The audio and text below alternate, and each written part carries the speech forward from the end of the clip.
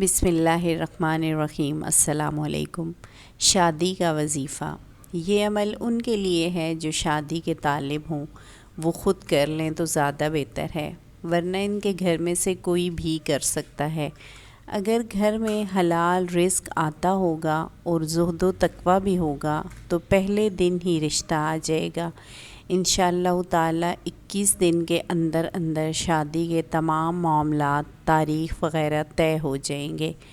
اول و آخر 11 مرتبہ درود شریف، پھر 319 مرتبہ سورہ آل عمران کی آیت نمبر 1 2 3 مسلسل 21 روز تک پڑھیں، نتیجہ خود دیکھ لیں۔